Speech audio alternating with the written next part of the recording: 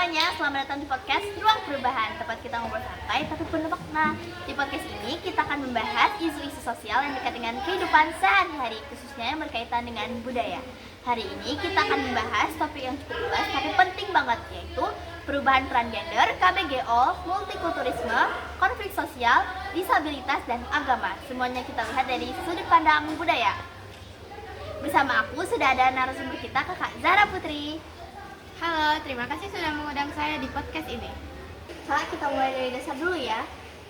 Dalam budaya Indonesia, bagaimana sih peran gender dipandang sejak dulu?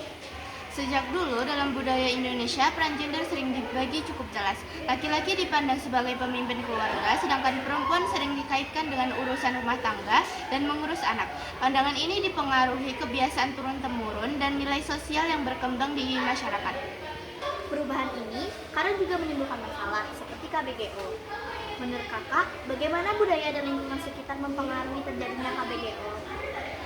KBGO dipengaruhi budaya yang belum menghargai kesetaraan gender dan kurangnya kesadaran etika di ruang digital.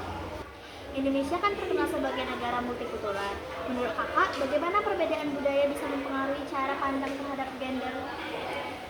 Perbedaan budaya membuat cara pandang terhadap gender di Indonesia juga beragam. Ada yang terbuka dan ada yang masih tradisional. Perbedaan itu kadang memicu konflik. Menurut kakak, kenapa konflik dengan entitas tertentu bisa muncul akibat perbedaan gender, budaya, atau agama?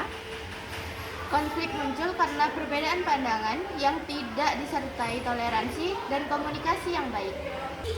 Kalau soal disabilitas, bagaimana budaya kita memandang penyandang disabilitas dalam kehidupan sosial sehari-hari? Penyandang disabilitas masih sering dipandang sebelah mata, padahal mereka punya potensi yang sama.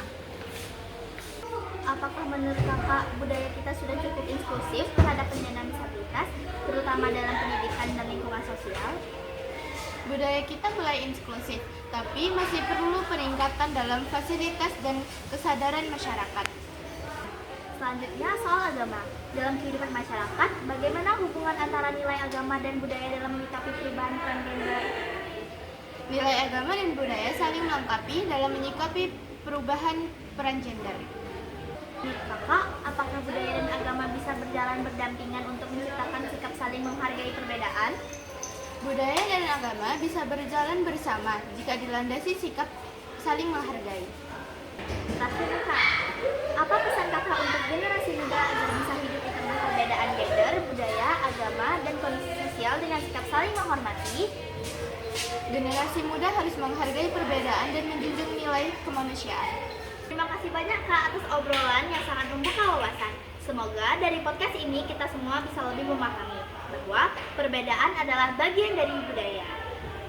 Dan tugas kita adalah saling menghargai, bukan saling menjatuhkan. Terima kasih juga buat pendengar yang sudah menyimak podcast Ruang Perubahan. Tetap berpikir terbuka dan jaga budaya kita.